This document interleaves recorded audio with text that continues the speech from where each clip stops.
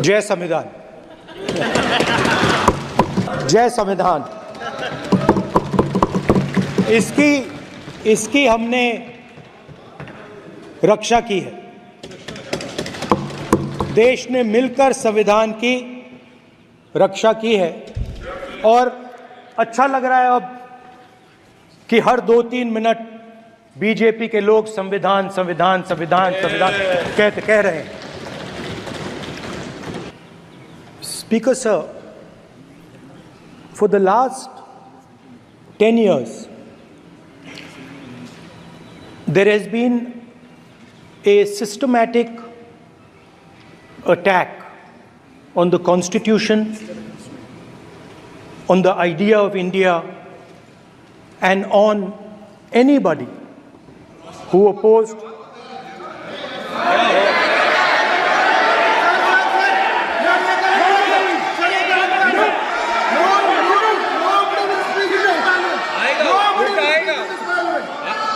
आप पर उल्टा आएगा, कोई बात नहीं, कल उल्टा आएगा आप पर।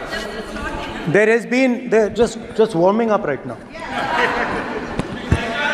अभी वार्म अप हो रहा है। तो there was a systematic, full-scale assault on the idea of India, on the Constitution, and also on millions and millions of people who resisted the ideas being proposed by the BJP, who resisted the attack on the Constitution. Many of us personally were attacked. In fact, some of our leaders are still in jail. One of our leaders has just recently been released. Another one is still in jail. And not only the opposition, but anybody who resisted the idea of concentration of power, of concentration of wealth, of aggression on the poor, of aggression on Dalits, minorities, tribals, was crushed, violently crushed. People were put in jail, people were threatened, and I myself was attacked. Sir, ये संसद TV का नया format देखा है, आधा ये पहले हम देखा नहीं हमने। I myself was attacked by order of the government of India, by order obviously of the Prime Minister of India. 20 plus cases, 2-year jail sentence, my house taken away, no problem. Shame. Relentless attack in the media, 24/7, every single day, abuse, attack, abuse, attack. Shame. And then the most enjoyable and beautiful part of it, 55 hours of interrogation by the ED. No, which I really enjoyed. Because by the end of the interrogation, the officer off camera, he switched off the camera and then he asked me, Rahul ji, you've been sitting here 55 hours. आप पत्थर जैसे हो, आप हिलते क्यों नहीं हो? मुझसे सवाल पूछा उसने। तो जब ऐसा आक्रमण होता है, when there's an attack like this on you, you obviously need refuge, you need a place, or you need ideas that defend you. So today I want to start my speech by telling my friends in the BJP and the RSS about the ideas that we used, the entire opposition used, to defend the idea of India. Where these ideas come from and how They gave us the strength, all of us, anybody who opposed the regime, how they gave us the strength to fearlessly take any onslaught that was placed before us. So I'd like to start by showing an image of our refuge. Okay? Sir Shiv ji की photo नहीं दिखा सकते sir? एक minute माननीय सदस्य। Sir Shiv ji की photo मना है सर? एक मिनट सर मना है तो रख देता हूं सर। नो एक मिनट प्लीज। आपने सवाल उठाया, आपके माननीय सदस्यगण 353 का नियम बता रहे थे, 352 का नियम बता रहे। No please no. आपने कहा इस नियम प्रक्रिया से सदन चलना चाहिए। नियम प्रक्रिया में कोई भी प्ले कार्ड, कोई भी चिन्ह को सदन में नहीं दिखाया जा सकता। आपने कहा नियम से, ऐसा नहीं है। माइक दीजिए सर। जी सर क्या इस हाउस में शिव जी की फोटो दिखाना मना है? माननीय सदस्य, आप बस ये बता दीजिए। माननीय सदस्य सर मना है या नहीं? कोई भी चित्र को दिखाने के तो शिव जी का चित्र नियम इस है। साधन इस हाउस में दिखाना मना है? यहाँ पे दूसरी चीजों के चित्र दिखाए जा सकते हैं, मगर शिव जी का चित्र नहीं दिखा जा सकता। अगर मैं कह रहा हूं कि हमें इनसे प्रोटेक्शन मिली और मैं समझाना चाह रहा हूं कैसे प्रोटेक्शन मिली, आप मुझे चित्र नहीं दिखाने दे रहे हो। इसके बाद मेरे पास और चित्र हैं, मैं सब दिखाना चाहता था। स्पीकर सर, ये चित्र पूरे हिंदुस्तान के दिल में है। पूरा हिंदुस्तान इस चित्र को जानता है, समझता है। Everybody knows this image. Speaker sir, why I got this image is because there are certain ideas in this image that we defend, that the opposition defends. The first idea in the image that we defend is the idea of confronting our fear, of never being scared. That idea is represented in this image, which you are not allowing me to show, by a snake that is placed right near the neck of Shivji. The idea behind that is never be scared of anything that you face. In fact, Shivji places death 1 inch from his neck. And that is the spirit with which we fought when we were in the opposition. From this idea of resisting, we are still in the opposition, I know that, and I'm happy and proud to be in the opposition. Because for us there is more than power. There is truth. For you there is only power. That is the only place you want to be. For us there is truth, and this is a symbol of truth.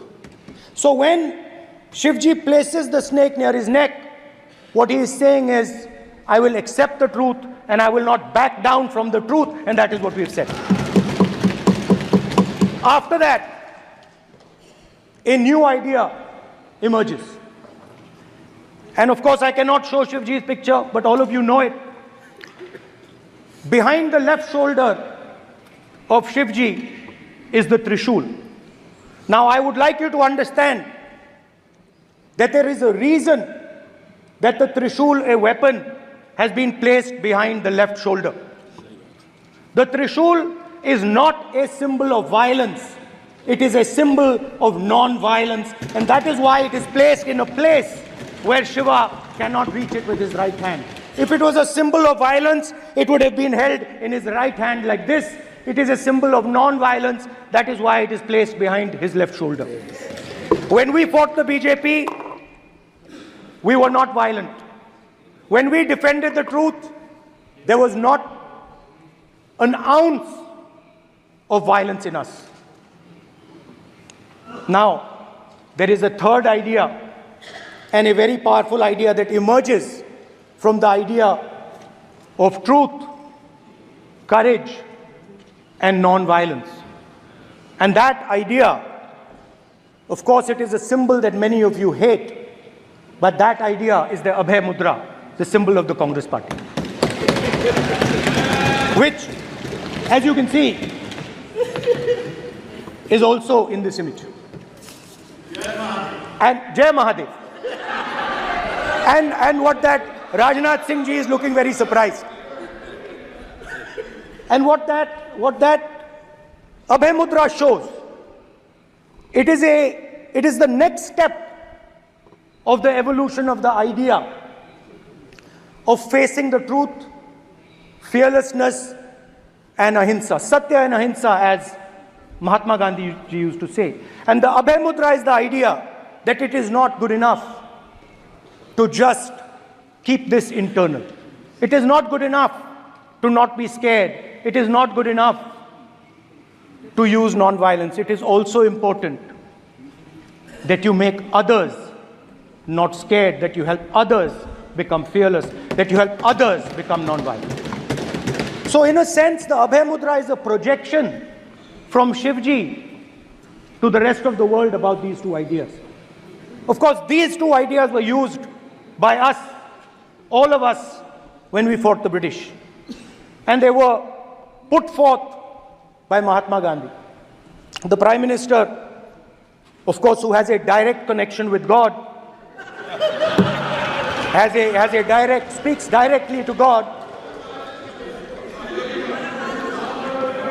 Yes, the Paramatma speaks to Modi ji's Atma directly. Unlike with all humans, we are all biological. We are born, we die, but the Prime Minister is a non-biological being. And the Prime Minister says Gandhi is dead. And Gandhi was revived by a movie. I mean, can you understand the ignorance? That Gandhi is dead and a movie revived the father of the nation. No, Gandhi is not dead. Gandhi is alive. Now, another very interesting thing I noticed. Hanji. That is not your problem. That is not your problem. It is not none of your business. It is not none of your business. And there's another thing I noticed. That it is not just one religion that talks about courage. In fact, all our religions talk about courage. So, here is the religion of Islam.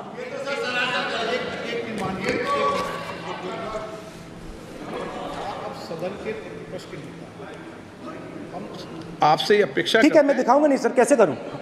मैं समझाना चाहता हूं, वो समझा नहीं पा रहा हूं। सब समझदार हैं यहाँ पर, सब चुनकर आते हैं। सर, बात नहीं बन रही, चुनकर भेजा है, मजा नहीं आ रहा है। जनता ने सबको चुनकर भेजा। आप एड्रेस करें जनता ने। अब कांग्रेस पार्टी ने शिवजी की फोटो दिखा दी है, गुस्सा हो गए।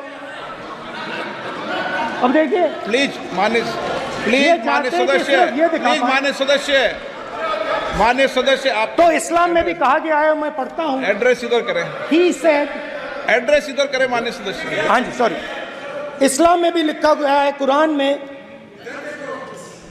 the prophet peace be upon him said, God said, have no fear, I am with you, hearing and seeing. मतलब इस्लाम में भी कहा गया है कि डरना नहीं है। और जब इस्लाम में दुआ मांगी जाती है तो दोनों हाथ से, दाएं हाथ से अभय मुद्रा दिखाई देता है। उसके बाद गुरु नानक जी की ओर चलते हैं।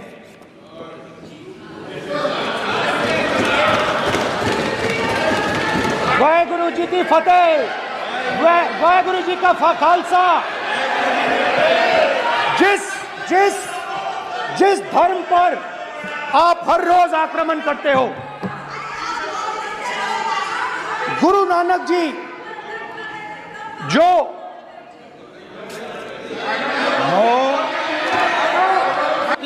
गुरु नानक जी के चित्र में भी, हम इनको इस तरीके से पूछते हैं, आप इस तरीके से टेबल पे मत रखो। सर कहाँ रखूं सर?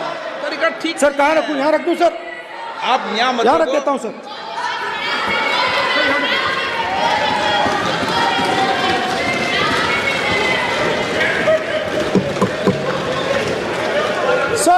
नानक जी के चित्र में भी आपको अभय मुद्रा दिखाई देगा। गुरु नानक जी भी कहते हैं कि डरो मत, डराओ मत। और पंजाब से गुरु नानक जी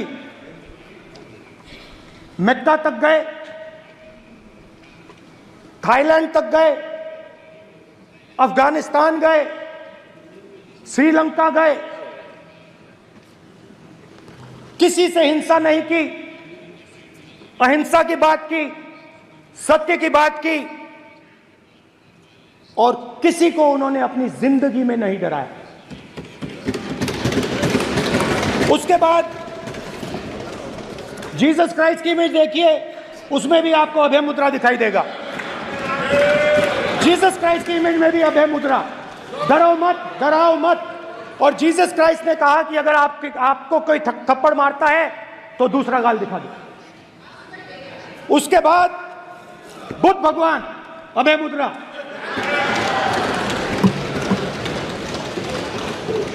डरो मत, डराओ मत, अहिंसा। मतलब, और अंत में महावीर, डरो मत, डराओ मत, अभय मुद्रा।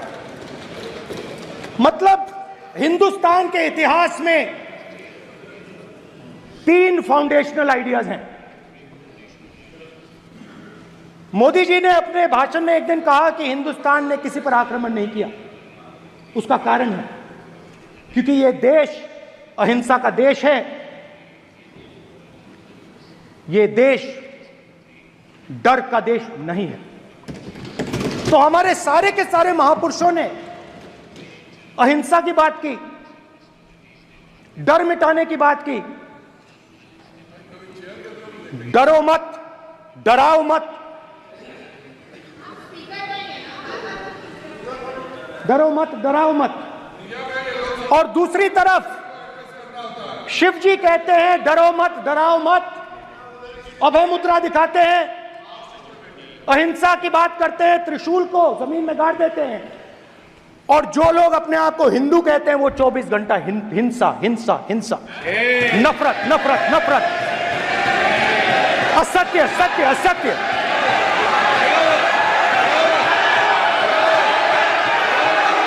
आप हिंदू हो ही नहीं।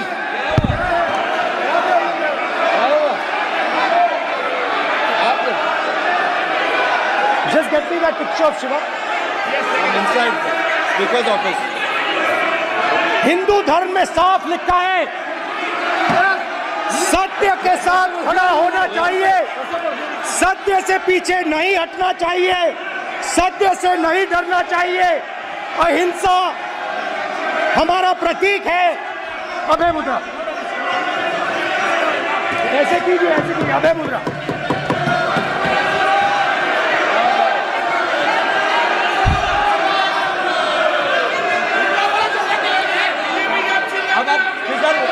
स्पीकर से कोई रूलिंग नहीं आएगा। Prime minister will not speak. Prime minister will speaker की तरफ से कोई रूलिंग नहीं आएगा। This will happen here. Speaker वहां पे doing this, it will repeat again. भाई भाई भाई कोई रूलिंग नहीं आ रहा। ये आप बात समझिए, कोई नहीं बोल रहा। आप बात समझिए। ये इसलिए चिल्ला रहे हैं क्योंकि तीर जाके दिल में लगा है, दिल में जाके तीर लगा है, इसलिए ये चिल्ला रहे हैं। देखो चुप हो गए, देखिए स्पीकर साहब चुप हो गए सब।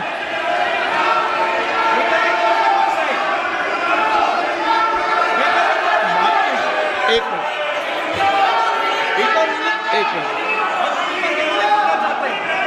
माननीय आप प्रतिपक्ष के नेता हैं, किसी की भावनाओं को ठेस नहीं पहुंचे। सर मुझे चर्चा बोलने में दीजिए। ध्यान रखना चाहिए। ये जो ये विषय बहुत गंभीर है। पूरे हिंदू समाज को हिंसक कहना ये गंभीर विषय है। बीजेपी को आपको नहीं, नरेंद्र मोदी जी पूरा हिंदू समाज नहीं है, बीजेपी पूरा हिंदू समाज नहीं है, आरएसएस पूरा हिंदू समाज नहीं है।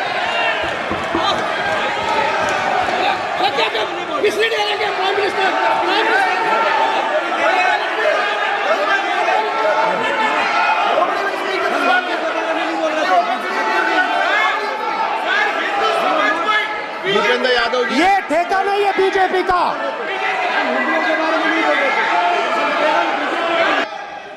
अगर आप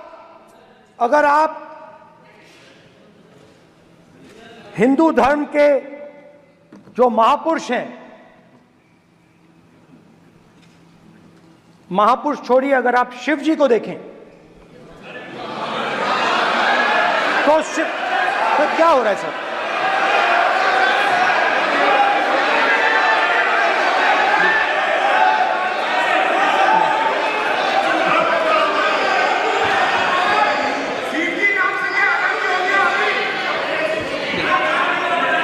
अगर आप शिव जी को देखें तो उनकी इमेज से आपको पता लगता है कि हिंदू डर नहीं फैला सकता, हिंदू हिंसा नहीं फैला सकता, हिंदू नफरत नहीं फैला सकता। और बीजेपी 24 घंटा नफरत, हिंसा, नफरत, हिंसा, नफरत, हिंसा। स्पीकर सर, कहां तक इन्होंने डर फैला दिया है?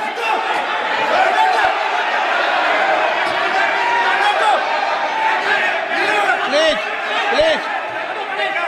सर, कहां तक इन लोगों ने डर फैला दिया? मैं आपको अयोध्या से शुरू करता हूं। सर नमस्कार। शाबाश। अयोध्या ने आपको मैसेज भेजा, अयोध्या ने राम भगवान। मेरा व्यवस्था का सवाल है।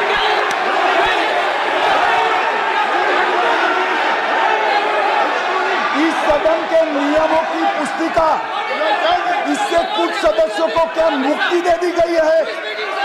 आपके गाइडेंस के बाद भी बार बार तस्वीर बताना, पूरे बीजेपी को हिंसा कर रही है ऐसे कहना, खड़े होकर एक दूसरे के बीच में हस्तधून करना, सारे नियम इनको लागू नहीं होते हैं। नियम मालूम नहीं है तो ट्यूशन रख ले साहब, सदन इस तरह से नहीं चल सकता है। ये सदन, मेरा आपसे आग्रह है कि ये सदन ऑर्डर में रहना चाहिए, नियमों के अनुसार रहना चाहिए। ये हम सभी सदस्यों का आपसे विनंती है। ठीक है सर। एक मिनट प्लीज। माननीय सदस्यगण, आप ही किताब राम बताओ। भगवान की जन्मभूमि ने, अपेक्षा करता हूं कि अपन इसके नियम प्रक्रिया चले। नो, सब चले। नो, आपने बताया था नियम। नो सर मेरा सवाल है सर, इस माइक का कंट्रोलर किसके हाथ में? प्लीज बैठिए सर ये ऑफ होता है, प्लीज बीच में माने ऑफ हो बैठिए जाता है। प्लीज। ये बार कई बार विषय उठ गई और बहुत गंभीर, और माननीय सदस्य, आप प्रतिपक्ष के नेता हैं, आप सदन के बाहर भी ये बात कहते हैं कि माइक बंद कर देते हैं। मैंने कई बार आग्रहपूर्वक किया कि आसन पर इस तरीके का आरोप नहीं लगाएं। नो प्लीज, बात सुनिए। आसन पर सभी दल के, प्लीज, आसन पर सभी दल के लोग बैठते हैं और सभी दल के लोग सभापति तालिका पे हैं और सब जानते हैं कि एक व्यवस्था होती है, जिस भी माननीय सदस्यों को आग्रह किया जाता है बोलने का वो बोला जाता है, और जिसको आग्रह नहीं किया जाता उसका माइक चालू नहीं होता। आप बोलने के लिए खड़े, आपका माइक कभी बंद नहीं हुआ, कभी बंद नहीं हुआ।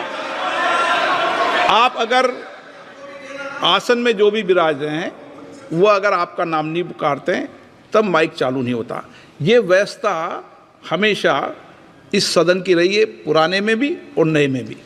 कभी आसन पे व्यक्ति पर माइक का कंट्रोल नहीं होता। दूसरा, माननीय प्रतिपक्ष के आप नेता हैं और आपसे ये अपेक्षा की जाती है कि आप लोकसभा की प्रक्रिया का संचार नियम का पालन करें, संविधान की जो व्यवस्थाएं दे रखी है उसकी पालन करें, और सदन में बोलते समय किसी भी धर्म को के ऊपर ऐसा आक्षेप नहीं करें जिससे पूरे देश के अंदर विषय पैदा हो। यह आपसे अपेक्षा की जाती है। सर, मैं बिल्कुल आपकी रिस्पेक्ट करता हूं स्पीकर सर, मगर मेरे भाषण के बीच में सच्चाई है कि माइक ऑफ हो जाता है। मैं क्या करूं, हो जाता है वो। अब आपने देखा मैंने अयोध्या शब्द यूज किया और माइक ऑफ हो गया। नो,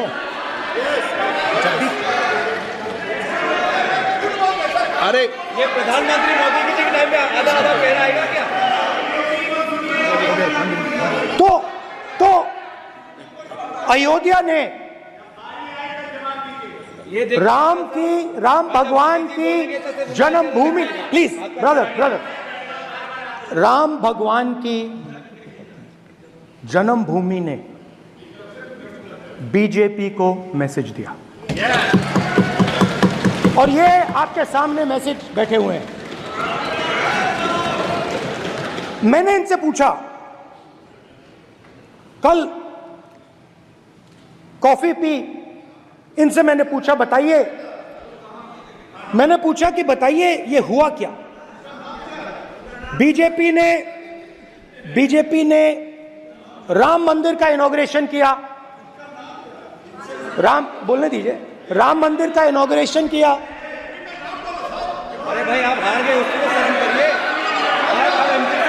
नाम बोलने की कोई जरूरत नहीं है, मैं भाषण दे रहा हूं, आप नहीं दे रहे हो। मुझे बोलना है जो बोलना है, मुझे नाम लेने की कोई जरूरत नहीं, मुझे जो बोलना है मैं बोलूंगा। तो अयोध्या ने मैसेज दिया और मैंने इनसे पूछा कि हुआ क्या, और इनका जवाब आया। मैंने उनसे पूछा कि आपको कब पता लगा कि आप अयोध्या में जीत रहे हो, और आपने कहा पहले दिन से मुझे पता था। सही बात। और मैंने कहा ये क्या हुआ, उन्होंने कहा राहुल जी अयोध्या में एयरपोर्ट बना, अयोध्या की जनता से जमीन छीनी गई और आज तक उन्हें मुआवजा नहीं मिला है। उन्होंने कहा, सही बात, उन्होंने कहा कि अयोध्या में जो भी छोटे छोटे दुकानदार थे, जो भी छोटी छोटी बिल्डिंग्स थी, उन सारों को तोड़कर गिरा दिया गया और उन लोगों को सड़क पर कर दिया गया। इन्होंने यह भी कहा कि अयोध्या के इनॉग्रेशन में अयोध्या की जनता को बहुत दुख हुआ, क्योंकि इनॉग्रेशन में अदानी जी थे, अंबानी जी थे, मगर अयोध्या का कोई नहीं था। और ये कारण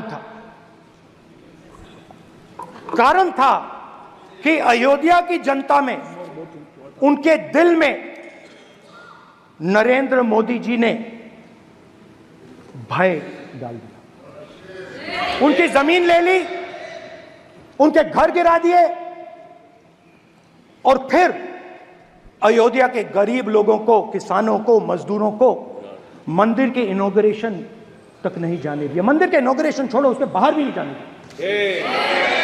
और इसीलिए अयोध्या की जनता ने सही मैसेज भेजा। अच्छा, इन्होंने मुझे एक और बात बोली, 3 बार इन्होंने कहा कि 3 बार नरेंद्र मोदी ने टेस्ट किया, 2 बार क्या मैं अयोध्या से लड़ जाऊं,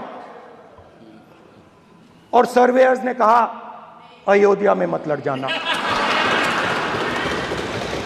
अयोध्या में मत लड़ जाना, अयोध्या की जनता हरा देगी। और इसीलिए प्रधानमंत्री वाराणसी गए और वहां बच के निकले।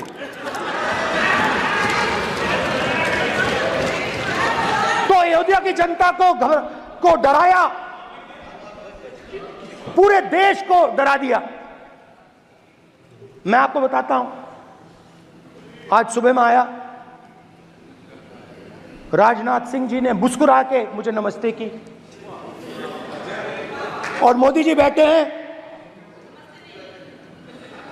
मुस्कुराहट नहीं, सीरियस, नमस्ते भी नहीं करते। कहीं मोदी जी ना देख लें, प्रॉब्लम हो जाएगी। वही कहानी गडकरी जी की है, सच्चाई है। अरे भाई, अयोध्या की जनता को छोड़ो, ये तो बीजेपी वालों को डराते हैं।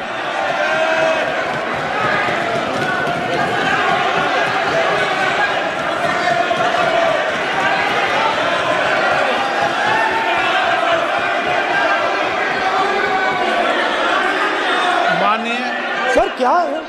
माननीय एक मिनट, माननीय प्रतिपक्ष के नेता, एक मिनट,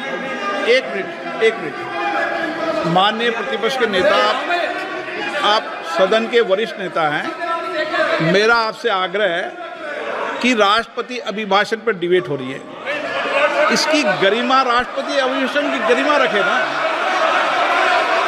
ये तो अपेक्षा आपसे सब करते हैं कि आप राष्ट्रपति अभिभाषण पे बोले, नीतियां पे बोले, कार्यक्रमों में बोले। आप व्यक्तिगत रूप से नहीं, अगर आप ये उचित मानते हैं क्या? स्पीकर सर, ये उचित है? अगर आपकी पार्टी इसको उचित मानती है तो मुझे कुछ नहीं कहना। स्पीकर सर, माननीय अध्यक्ष जी, लोकतंत्र ने और संविधान ने मुझे सिखाया है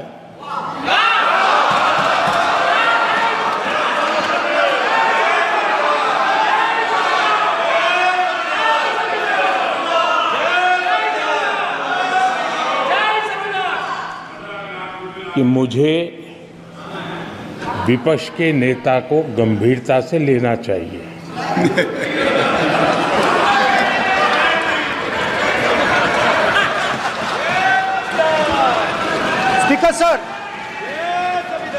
स्पीकर सर, आपने कहा कि डिबेट प्रेसिडेंट्स एड्रेस पे होनी चाहिए। ये जो मैंने किया है, अनुराग ठाकुर जी ने अयोध्या की बात की थी, अनुराग ठाकुर जी ने सनातन धर्म पर आक्रमण की बात की थी, इसीलिए मैंने ये किया है। मैं दिखाना चाहता हूं कि अयोध्या में क्या हुआ, अयोध्या की सच्चाई क्या थी। प्रेसिडेंट्स डिबेट में उन्होंने बात उठाई थी, मैंने बात बंद की है। प्रधानमंत्री जी को अच्छी लगी अयोध्या के बाद अच्छी लगी, डर फैलाया और ऑपोजिशन का रिस्पांस एक साथ मिलकर भारत जोड़ो यात्रा, सारे के सारे ऑपोजिशन, पूरा देश एक साथ मिलकर कन्याकुमारी से कश्मीर तक चला। और जो आपने डर फैलाया उसके बारे में यात्रा में बहुत कुछ सुनने को मिला। अभी तक याद है, सुबह 7 बजे 7-8 बजे की बात थी, यात्रा में चल रहे थे, एक महिला आती है, हमारे साथ चलती है, मेरा हाथ पकड़ती है और घबराई हुई सी थी। तो मैंने पूछा क्या हुआ, वो मुझे कहती है मुझे मार रहा है, मुझे मार रहा है।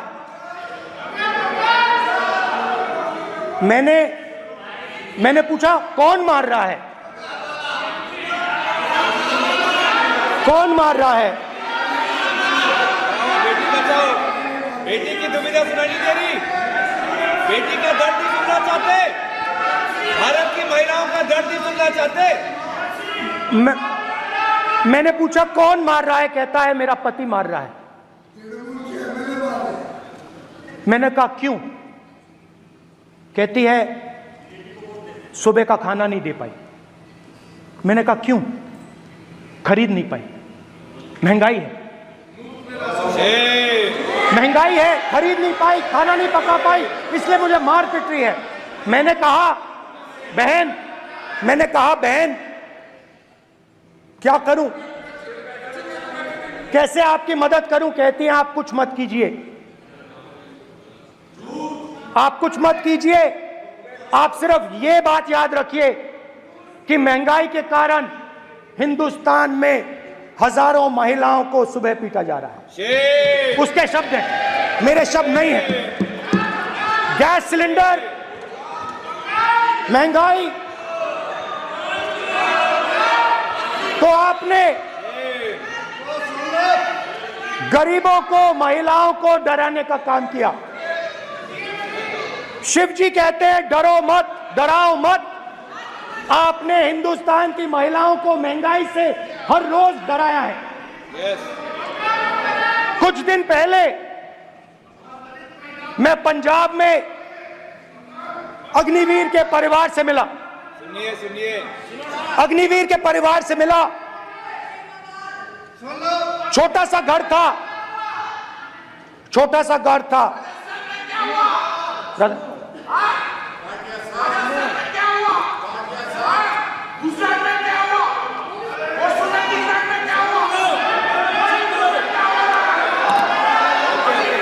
ठीक है,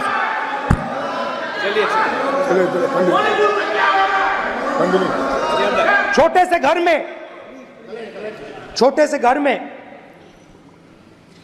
अग्निवीर शहीद हुआ, लैंडमाइन ब्लास्ट में शहीद हुआ।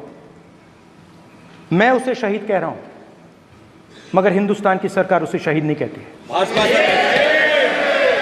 नरेंद्र मोदी उसे शहीद नहीं कहते हैं। नरेंद्र मोदी उसे अग्निवीर कहते हैं। उस घर को पेंशन नहीं मिलेगी, उस घर को कॉम्पनसेशन नहीं मिलेगी, शहीद का दर्जा नहीं मिलेगा। और बेचारे बैठे हुए थे, 3 बहनें थी, एक साथ बैठी हुई थी, रो रही थी। आम जवान को पेंशन मिलेगी, जरूर दुख होगा, मगर हिंदुस्तान की सरकार आम जवान की मदद करेगी। मगर अग्निवीर को जवान नहीं कहा जा सकता। अग्निवीर यूज एंड थ्रो मजदूर है। और आप उससे कहते हो, उसको आप 6 महीने की ट्रेनिंग देते हो, 6 महीने की ट्रेनिंग देते हो। दूसरी तरफ चाइना के जवान को 5 साल की ट्रेनिंग मिलती है। राइफल लेकर उसके सामने खड़ा कर देते हो, उसके दिल में भय पैदा करते हो। एक जवान और दूसरे जवान के बीच में फूट डालते हो कि एक को पेंशन मिलेगी, एक को शहीद का दर्जा मिलेगा, दूसरे को नहीं मिलेगा। और फिर अपने आप को देशभक्त कहते हो। ये कैसे देशभक्त हैं?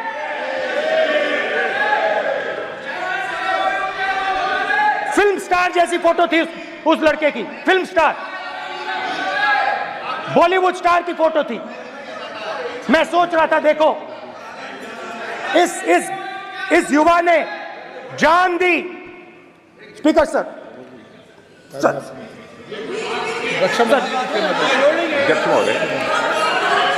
अध्यक्ष महोदय, एक आदमी सब पर भारी। अध्यक्ष महोदय, मैं नेता प्रतिपक्ष से अनुरोध करना चाहूंगा, गलत बयानी करके सदन को गुमराह करने की कोशिश। गलत नहीं है सर, गलत नहीं है सर। कर देना चाहता हूं कि युद्ध के दौरान अथवा सेवाओं की सुरक्षा के दौरान यदि हमारा कोई अग्निवीर का जवान शहीद होता है तो उसके 1 करोड़ रुपए की धनराशि सहायता के रूप में उसके परिवार को मुहैया कराई जाती है। इस प्रकार की गलत बयानी से सभी को गुमराह करने की कोशिश नहीं की जानी चाहिए। संसद महोदय, अध्यक्ष। स्पीकर सर, स्पीकर सर देखिए, स्पीकर सर देखिए, राजनाथ सिंह जी की एक राय है, मेरी एक राय है। सच्चाई अग्निवीरों को मालूम है, हमें बोलने की जरूरत नहीं है। अग्निवीर को किस चीज का सामना करना पड़ता है, शहीद का दर्जा मिलता है या नहीं मिलता है, कॉम्पनसेशन मिलता है नहीं मिलता है, पेंशन मिलती है नहीं मिलती है, वो उसको मालूम है। पॉइंट ऑफ ऑर्डर है मान्यवर। अब सदन के सामने 2 स्टेटमेंट हुए, एक हुआ विपक्ष के नेता का दूसरा हुआ माननीय राजनाथ सिंह जी का, रक्षा मंत्री जी का। ये कहते हैं कि 1 करोड़ रुपया नहीं मिलता है। श्री राजनाथ सिंह ने अधिकृत रूप से कहा कि मारे जाने वाले अग्निवीर को जो शहीद होता है उसको 1 करोड़ रुपया मिलता है। उनको फैक्चुअल पोजीशन सदन पर रखनी चाहिए मान्यवर। ये सदन झूठ बोलने की जगह नहीं है मान्यवर, यह सच बोलना चाहिए। और अगर ये नहीं रखते हैं तो उनको ये सत्यापन नहीं करते अपने स्टेटमेंट का, तो उनको सदन और देश से और अग्निवीरों से माफी मांगनी चाहिए माननीय।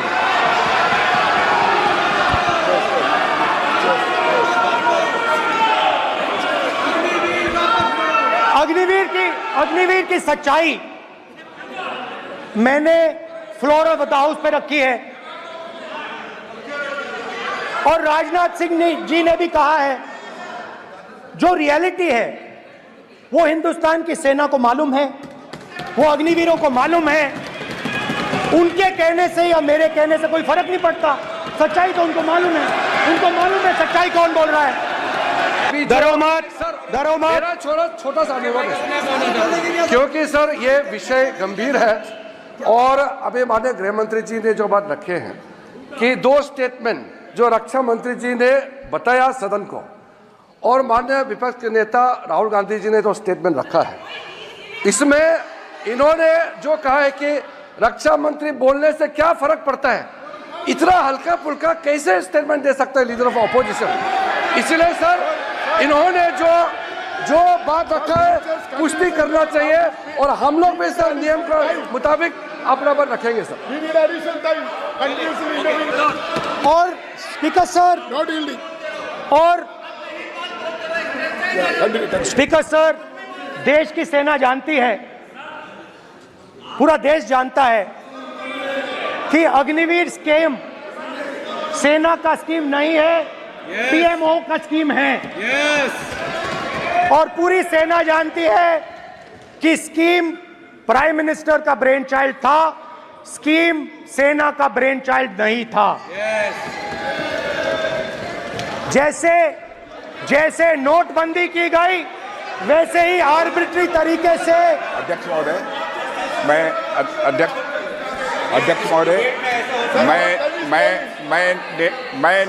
मैं नेता प्रतिपक्ष से विनम्रता पूर्वक अनुरोध करना चाहता हूं कि कृपया वह सदन को गुमराह करने की कोशिश न करें।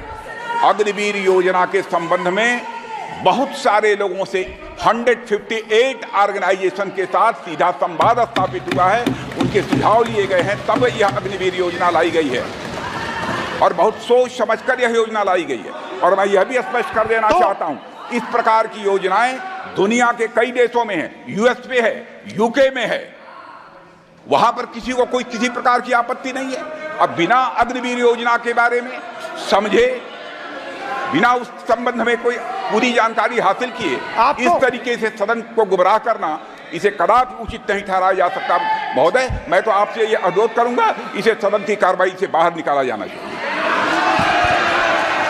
आपको देखिए, सिंपल सी बात है स्पीकर सर, इनको अग्निवीर अच्छा लगता है, आप उसको रखिए, हम उसको बदल देंगे, हटा देंगे। सिंपल सी बात है, हमारी सरकार आएगी, अग्निवीर को हम हटा देंगे, क्योंकि हम सोचते हैं कि अग्निवीर सेना के खिलाफ है, जवानों के खिलाफ है, देशभक्तों के खिलाफ स्कीम है। हम इस स्कीम को नहीं चाहते। पहली बार हिंदुस्तान की हिस्ट्री में जनता से स्टेट्स छीने गए हैं। जम्मू कश्मीर लद्दाख से आपने पहली बार स्टेट छीना है। मणिपुर को आपने सिविल वॉर में डुबा दिया है। मणिपुर को आपने और आपकी योजनाओं ने, आपकी पॉलिटिक्स ने जला दिया है। और आज तक हिंदुस्तान के प्रधानमंत्री मणिपुर नहीं गए हैं। ऐसा लगता है कि मणिपुर हिंदुस्तान का प्रदेश नहीं है। प्रधानमंत्री के लिए मणिपुर स्टेट ही नहीं है, मणिपुर में सिविल वॉर हो ही नहीं रही है। और एक बार बयान दिया हमने, मतलब प्रेशर लगाया, हम गए, हमने प्रधानमंत्री से कहा एक मैसेज दे दीजिए, मणिपुर चले जाइए, जनता की वहां रक्षा कीजिए। नहीं,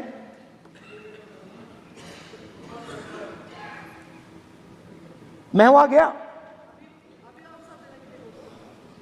कुकीज और मेहते से दोनों से मिला। इसको अभी आंसर नहीं देंगे? आज तक नहीं, आंसर नहीं मिलेगा, मिल नहीं सकता। मणिपुर इनके लिए हिंदुस्तान का प्रदेश ही नहीं है, मणिपुर है ही नहीं, मणिपुर है ही नहीं, ना होम मिनिस्टर के लिए ना प्रधानमंत्री के लिए, है ही नहीं, एग्जिस्ट नहीं करता, वो है ही नहीं। ना प्रधानमंत्री जाएंगे बोलेंगे कुछ नहीं, जैसे कुछ नहीं हुआ वहां पे। मैं रिलीफ कैंप में गया, एक औरत कांपती हुई रोती हुई मुझे कहती है कि मैंने अपनी आंखों के सामने, हाँ मैं औरतों की बात कर सकता हूं, एक भाई मैं कर सकता हूं, एक भाई एक कर्तव्य निभा रहा है। आप अपने संगठन में महिलाओं को नहीं डालते हो, मगर मैं औरतों की बात कर सकता हूं।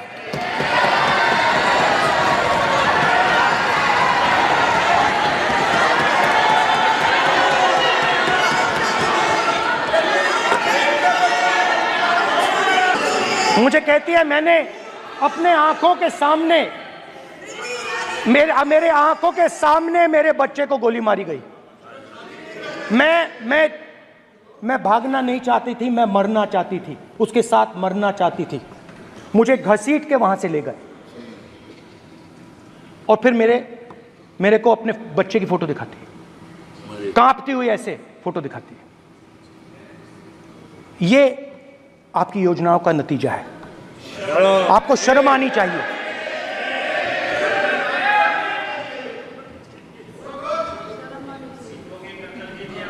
एक दिन प्रधानमंत्री 8 बजे कहते हैं, पता नहीं फाइन ट्यूनिंग हो गई भगवान के साथ,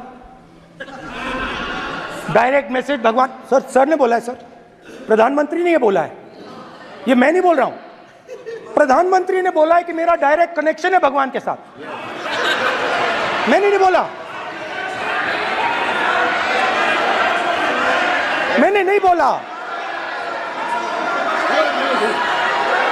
social media chief also told भगवान जगन्नाथ। एक मिनट प्लीज, एक मिनट तो एक मिनट माननीय राहुल गांधी जी, एक मिनट, माननीय सुरेश, एक मिनट प्लीज, एक मिनट रविशंकर जी प्लीज, एक मिनट। माननीय सदस्यगण, आप वरिष्ठ नेता हैं, सदन के नेता होते माननीय प्रधानमंत्री जी, और हम सबको माननीय प्रधानमंत्री जी का सम्मान करना चाहिए। ये सदन में हमेशा उच्च कोटि की परंपरा मर्यादा रही है। नो सर नहीं, गौरव अगर आपको स्पीकर सर, मैं पुरानी पार्टी है, गौरव स्पीकर सर, मैं रिस्पेक्ट कर रहा हूं, ये प्रधानमंत्री के शब्द हैं, मेरे शब्द नहीं हैं। ये प्रधानमंत्री जी ने कहा है, पब्लिक में मीडिया को कहा है कि मैं बायोलॉजिकल नहीं हूं, मेरा डायरेक्ट कनेक्शन भगवान के साथ है, मैं नहीं बोल रहा हूं, प्रधानमंत्री मोदी जी ने बोला है। तो पता नहीं उस टाइम 8 बजे भगवान का मैसेज आया होगा, हिंदुस्तान वही, मगर फिर श्री राम ने आपको दूसरा मैसेज दे दिया अयोध्या में। भगवान का मैसेज आया होगा, मोदी जी नोटबंदी कर दीजिए, नोटबंदी कर दिया, डायरेक्ट ऊपर से आया मैसेज, ऑर्डर आया खटाक। और अलग अलग ऑर्डर आते हैं, अदानी जी वाला ऑर्डर आता है, बंबई एयरपोर्ट अदानी जी को ऊपर से ऑर्डर आता है, खटाखट ऑर्डर आते हैं। तो नोटबंदी कर दी। स्मॉल और मीडियम बिजनेसेस जो हैं, जो हिंदुस्तान की रोजगार की रीढ़ की हड्डी है, बैकबोन है, उड़ा दिया, उड़ा दिया, खत्म कर दिया। आज नतीजा यह है कि ये जो भी करना चाहे करें, हिंदुस्तान के युवाओं को रोजगार नहीं मिल सकता। Job creation backbone is broken, finish, खत्म। नोटबंदी की, गलत जीएसटी लागू की, उड़ा दिया। अब मैं सोचता हूं, पहले मैं सोचता था ये पता नहीं कैसे हुआ, अब मैं समझता हूं कि ये अदानी जी, अंबानी जी जैसे लोगों के लिए किया गया था। ये रास्ता साफ करने का तरीका था,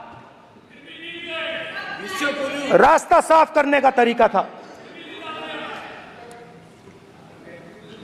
इनकम टैक्स डिपार्टमेंट उनके पीछे पड़ा रहता है। जीएसटी, डिमोनेटाइजेशन, 24 घंटा उनको तंग करते हैं। उनके कैश फ्लो को रिस्ट्रिक्ट करने की कोशिश करते हैं, कैश फ्लो को क्रश करने की कोशिश करते हैं कि वो परे हट जाएं और अरबपति उनकी जगह ले लें। आप किसी भी छोटे व्यापारी से पूछ लो, किसी भी स्मॉल मीडियम बिजनेस ओनर से पूछ लो, ये आपको बता देगा। गुजरात में मैं गया, टेक्सटाइल ओनर्स के साथ मेरी बात हुई, मैंने उनसे पूछा नोटबंदी क्यों हुई, जीएसटी क्यों हुई? साफ बोला अरबपतियों की मदद करने के लिए जीएसटी और नोटबंदी की गई है। नरेंद्र मोदी जी अरबपतियों के लिए काम करते हैं, सीधी सी बात। मैं जाता रहता हूं और आपको गुजरात में हराएंगे इस बार।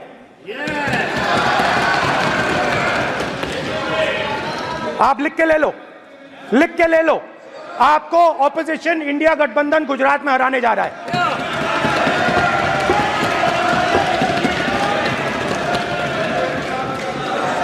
किसानों को डराने के लिए लैंड एक्विजिशन बिल जो हम लाए थे, उनकी जमीन की रक्षा करने के लिए, उनको सही कॉम्पनसेशन देने के लिए, उसको आपने खत्म कर दिया। यहां कोशिश की, कर नहीं पाए तो स्टेट्स में खत्म कर दिया।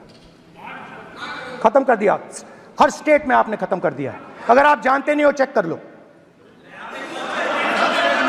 हर स्टेट में, हर भाजपा की स्टेट में खत्म कर दिया। सर, हर भाजपा रूल स्टेट में खत्म किया है, हर भाजपा की। आप किताब लेके क्यों खड़े हो?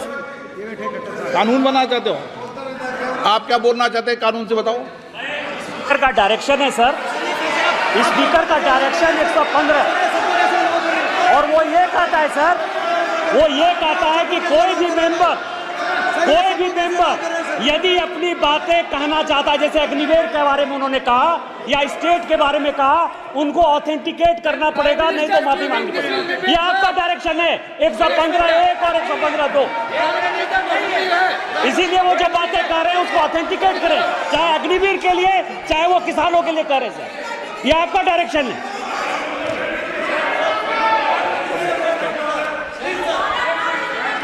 तो किसानों को जो हमने लैंड एक्विजिशन बिल तैयार किया था, सही मुआवजा दिलाने के लिए, उसको आपने रद्द किया।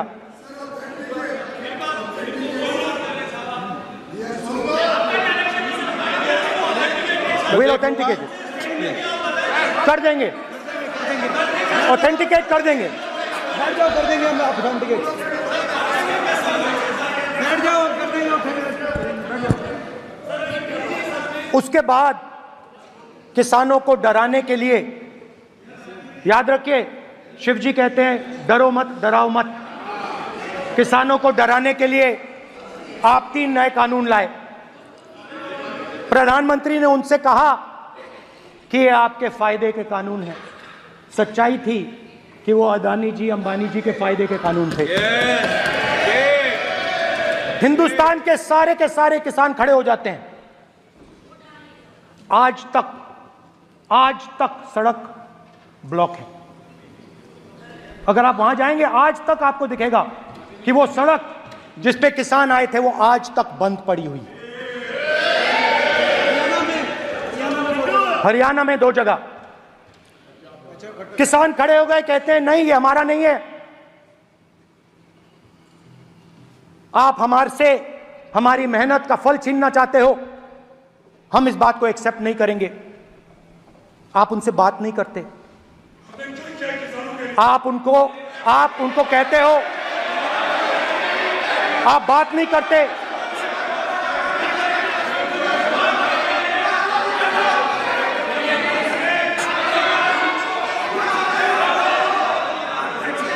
आप बात नहीं करते, आप गले नहीं लगते, आप उन्हें आतंकवादी कहते हो।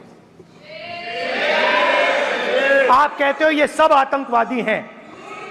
झूठ नहीं है, झूठ नहीं है, सच है, सच है।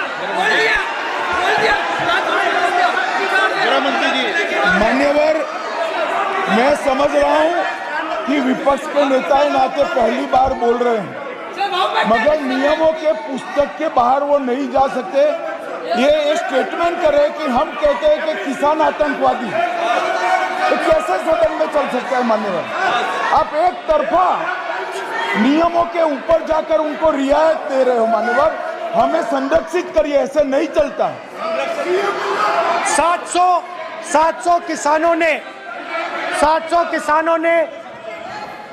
किसान शहीद हुए। हमने इस हाउस में कहा कि किसानों के लिए मौन होना चाहिए, आपने मौन नहीं होने दिया। आपने कहा ये किसान नहीं है, आपके मुताबिक ये किसान नहीं थे, ये आतंकवादी थे। देखिए आपकी एलाई सिर हिला रही है, वो भी सहमत हैं, कौर जी सहमत हैं। देखिए हमारी जरूरत नहीं है, वो सहमत हैं आपसे, वो सहमत हैं। माननीय बोला था नो, माननीय सदस्य, एक शब्द उधर नहीं सर। किसान क्या मांग रहा है सर? स्पीकर सर, माननीय सदस्य, स्पीकर सर, किसान क्या मांग, सॉरी, मेरा ये आग्रह है, आपकी पार्टी का समय नहीं बचेगा। दोगे पूरा?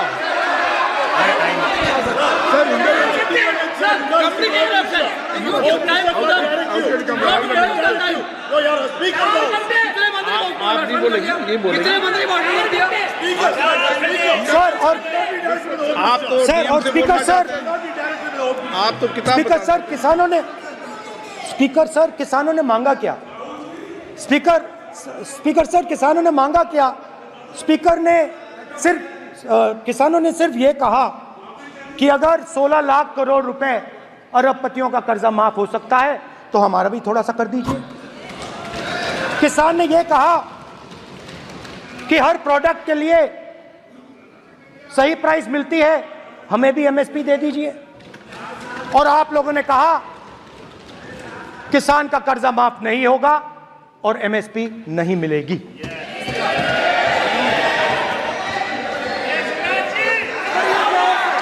माननीय अध्यक्ष महोदय, ये गलत बयानी कर रहे हैं। एमएसपी सरकार दे रही है और ये मोदी जी की सरकार है जिसको उत्पादन की लागत पर कम से कम 50%, माननीय अध्यक्ष महोदय, उत्पादन की लागत पर कम से कम 50% जोड़कर एमएसपी दी जा रही है और नहीं दी जा रही। ये सत्यापित करें माननीय अध्यक्ष महोदय, ये गलत बयानी कर रहे हैं, ये सदन को गुमराह कर रहे हैं, गलत बयानी कर रहे हैं। आज भी एमएसपी पर खरीद जारी है और अभी खरीद की फसलों के एमएसपी के लीगल गारंटी, ये बताए जब इनकी सरकार थी तब एमएसपी कितनी, तब एमएसपी कितनी बिकती थी और उस समय खरीद कितनी होती थी माननीय अध्यक्ष? उस समय खरीद कितनी होती थी? आज भी एमएसपी पर खरीद जारी है माननीय अध्यक्ष महोदय, ये गलत बयानी कर रहे हैं। ये सत्यापित करें इसको कि एमएसपी पर खरीद नहीं हो रही, ये सत्यापित करें माननीय अध्यक्ष महोदय, ये गलत बयानी की जा रही है। देना चाह रहे, इनको नहीं बोलने देना चाह रहे।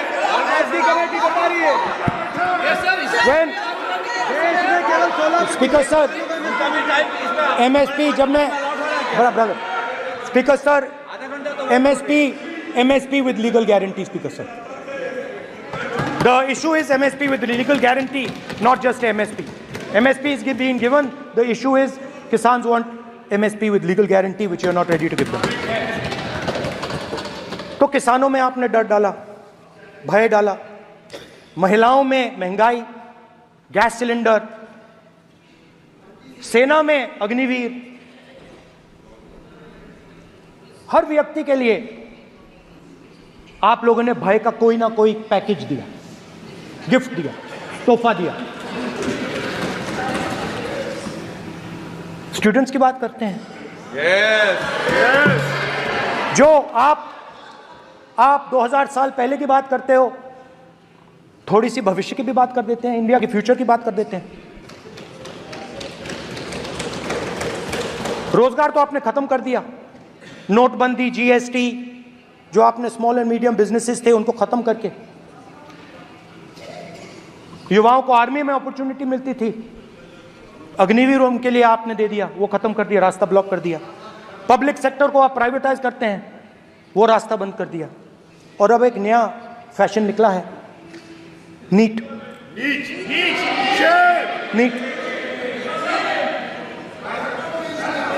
प्रोफेशनल एग्जाम्स को आपने कमर्शियल एग्जाम्स में बदल दिया है। NEET is not a professional exam, NEET is a commercial exam.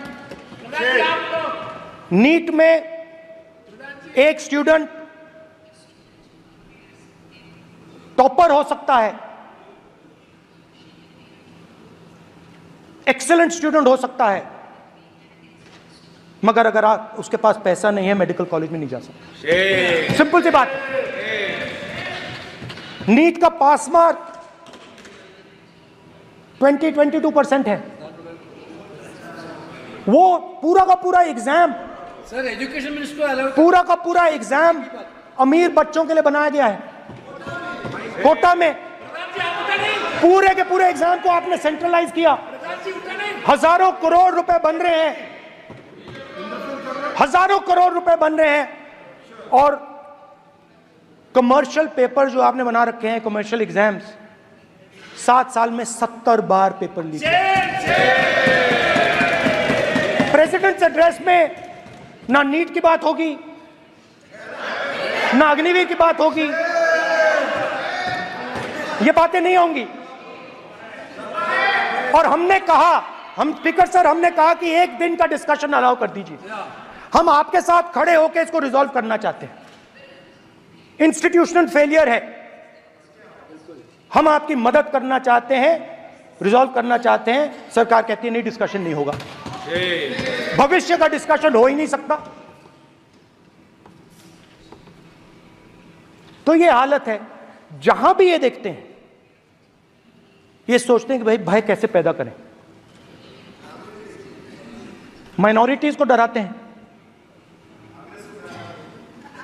नहीं, कांग्रेस नहीं डरती आपसे, आप कांग्रेस से डरते हो।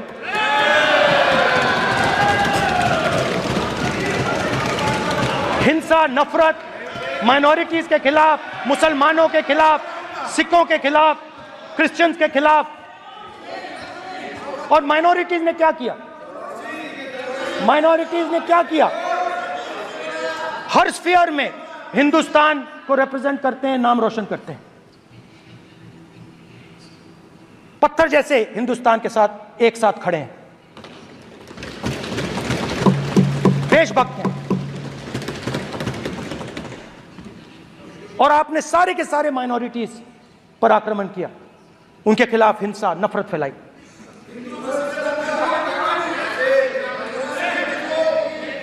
तो शिव जी कहते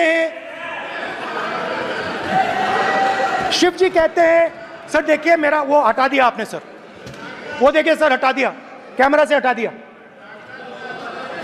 चेहरा देख, चेहरा देख। सर देखिए वापस आ गया सर, हटाओ सदस्य। ये देखो, एक मिनट देखा सर आपने? एक मिनट देखिए, एक मिनट। ये सर मैं प्लीज एक मिनट सर प्लीज, एक मैं मिनट सर इतना कहना चाहता हूँ। प्लीज, माननीय सदस्य प्लीज। नहीं, ये ठीक नहीं है। नो नो नहीं, एक मिनट माननीय, एक मिनट प्लीज, एक मिनट।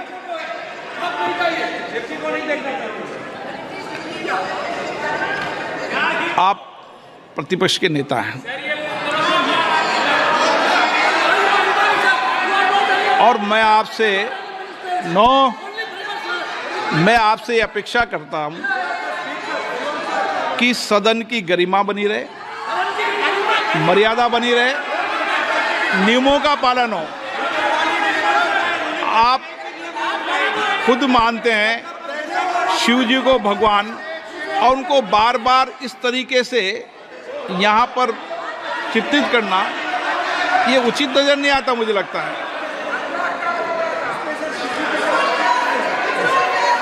स्पीकर सर देखिए, रूल्स की किताब पढ़ोगे आप?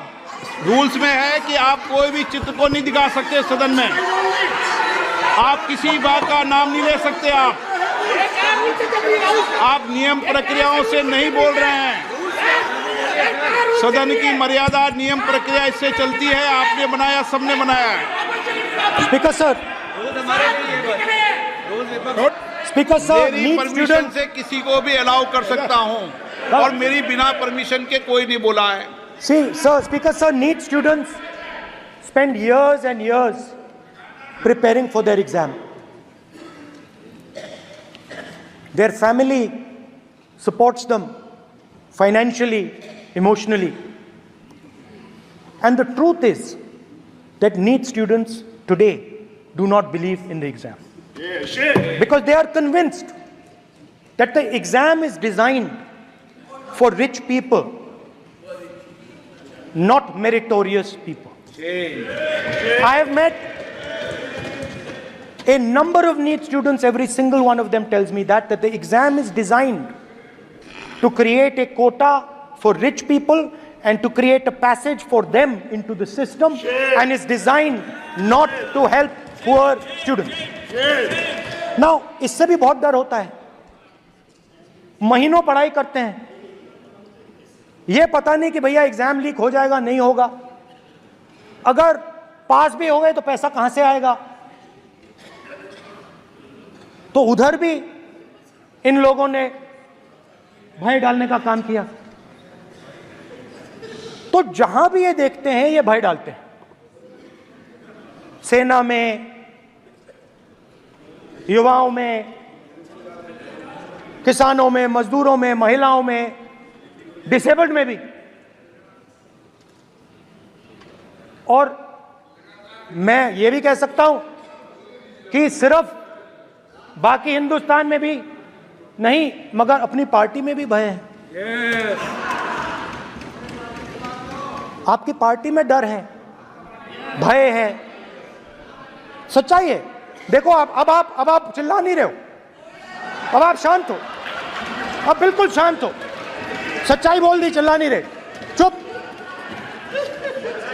क्योंकि आपकी ट्यूनिंग डायरेक्टली, प्रॉब्लम क्या है, आप चिल्ला भी नहीं सकते क्योंकि कनेक्शन नहीं। सर मैं बोल रहा हूं, सर समझा रहा हूं, स्ट्रक्चर बोल रहा हूं।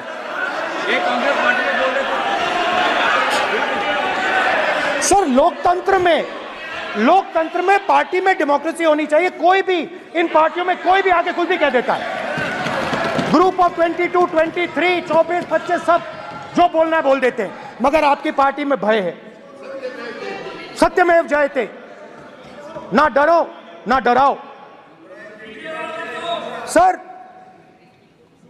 when I became LOP, I realized something that I had not realized before. And it's also on the lines of the principles of Shiva. It's on those same lines. And the idea was that after becoming LOP, all my personal dreams, my personal aspirations, my personal fears have to be put aside. I am now actually two people. I'm not one person. I'm a constitutional person, and my job is to be leader of the opposition, to represent all these parties equally. In fact,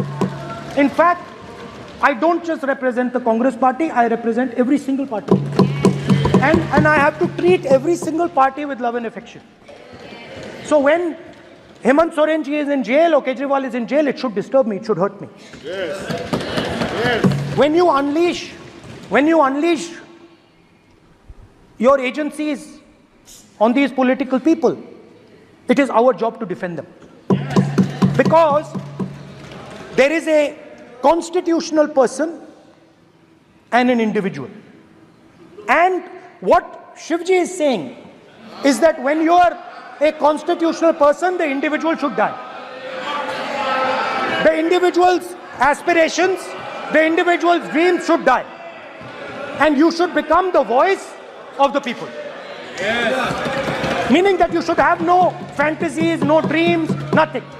The perfect public representative is one who is actually dead. That is what Shivji is saying. You understand? Now, Speaker sir. Speaker sir, now, my advice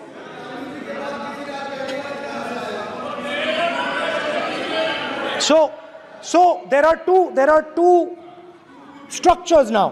One is me as an individual, and one is me as leader of the opposition. Me as an individual, I might have my likes and dislikes. I might have my views, but me as leader of opposition have to suppress them, have to reduce them and say, now I'm the voice of the opposition.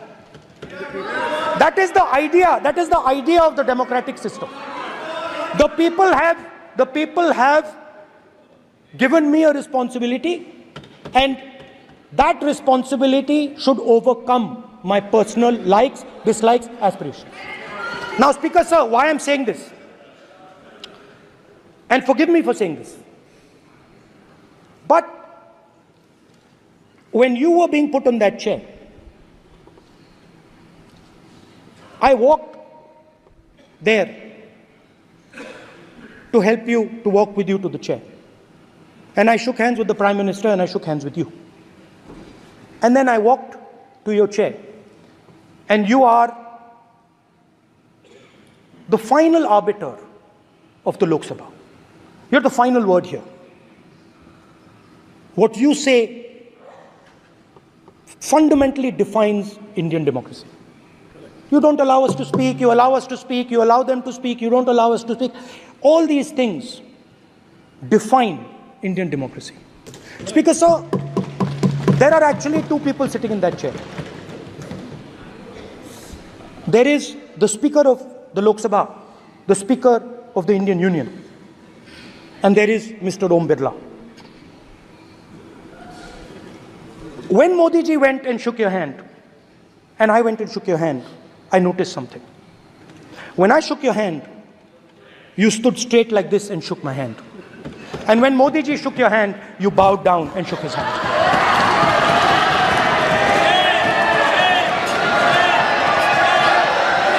ये आसन के सामने आरोप है, ये chair के सामने आरोप कर रहे हैं माननीय। Now, with all respect, sir,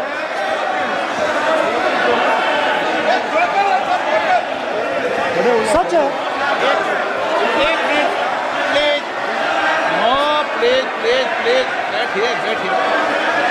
please बैठिए प्लीज बैठिए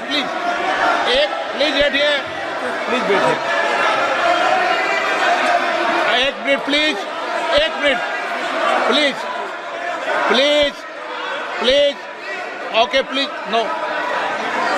माननीय प्रतिपक्ष के नेता, एक मिनट प्लीज, माननीय प्लीज नो। प्रतिपक्ष के माननीय नेता, माननीय प्रधानमंत्री सदन के नेता हैं, और मुझे मेरी संस्कृति संस्कार ये कहते हैं, व्यक्तिगत जीवन में भी, सार्वजनिक जीवन में भी, और इस आसन पर भी, जो हमसे बड़े हैं उनको झुककर नमस्कार करो। मुझे यही सिखाया है, और बराबर वालों से बराबर का व्यवहार करो, यही मुझे सिखाया है। और इसीलिए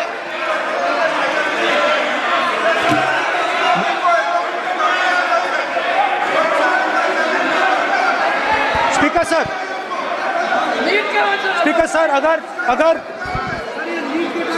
अगर आप हाँ, मैं इस बात को आसन से कह रहा हूं कि मेरी संस्कृति और संस्कार यही है कि बड़ों का झुककर और आवश्यक हो तो पैर छूकर सम्मान करो, और बराबर जो उम्र से छोटे हैं उनसे बराबर का व्यवहार करें। स्पीकर सर, ये हमारी संस्कृति संस्कार है और मैं इस संस्कृति संस्कार की पालन करता हूँ। स्पीकर सर, स्पीकर सर, आपकी बात को मैं एक्सेप्ट करता हूँ स्पीकर सर। स्पीकर सर, आपकी बात को रिस्पेक्टफुली बैठिए ना। स्पीकर सर, मैं आपकी बात को रिस्पेक्ट करता हूं, मगर आपको कहना चाहता हूं कि इस हाउस में स्पीकर से कोई बड़ा नहीं होता। स्पीकर सबसे बड़ा है, हम सबको स्पीकर के सामने झुकना चाहिए और मैं आपके सामने झुकूंगा और सारा का सारा ऑपोजिशन आपके सामने झुकेगा। ये लोकतंत्र है स्पीकर सर, आप इस हाउस के लीडर हैं, आपको किसी के सामने नहीं झुकना चाहिए। कस्टोडियन है, नेता प्रधानमंत्री है, स्पीकर को आप speaker is the last word, speaker is अध्यक्ष and is the last word.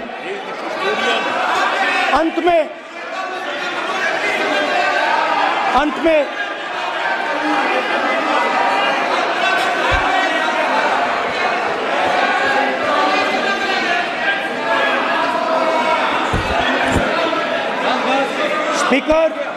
Speaker is the last word in the Lok Sabha, and in that spirit, Speaker is the last word in the Lok Sabha, and in that spirit, as members of the Lok Sabha, we are subservient to the Speaker.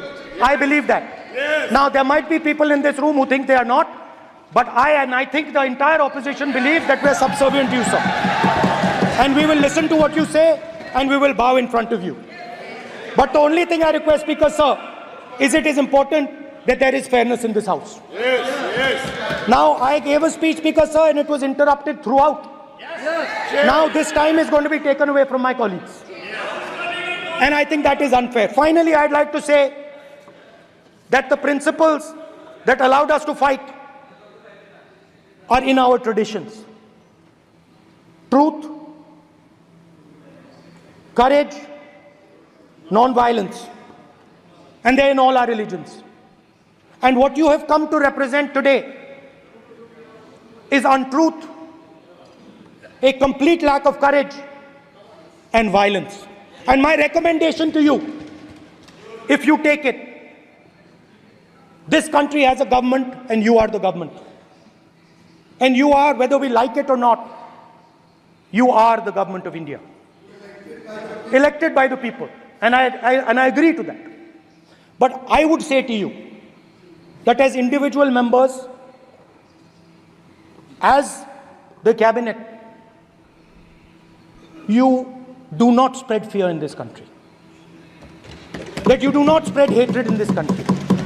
That you listen to the farmers of this country, you listen to the students of this country. When the opposition says to you, let's have a debate for one day, have it. It's not going to harm anybody. They're going to love you for it. The students of India are going to say, we love the government because they allowed us our voice, they let us speak for one day. So, do not spread hatred. Do not spread violence. Do not be fearful. Even the BJP members here, even the cabinet members, do not be fearful. You have a constitutional position. You are individuals and then you have a constitutional position. Rajnath Singh ji is an individual and he's the defense minister of India. And that is the way this country has to be run. And we as the opposition, don't take us as your enemies. We are not your enemies. We are here, we are sincerely here to make your work easier as long as you follow the basic principles that we have stated. And these principles are Shivji's principles. They are the principles of Shivji. Har Har Mahadev, you can say. To make the government. This is basically what I have explained here today is the concept of Indian leadership in all religions. Respect, affection, ahimsa, and always standing up for the truth. And I'm more than happy, all of us are more than happy to discuss anything you want without being nasty, without being aggressive, anything you want, we are ready to discuss. So please, please let us work together to take this country forward. You are the government. We have to accept that. You got 240 seats. So I congratulate you on that. At least accept it. Accept to kar lijiye. They're not happy. They're not happy. Not happy. They're not happy. Okay, you're not happy. So I would say we want to both work for this country. Work with the spirit of bravery. Work without violence. Work without hatred. Thank you.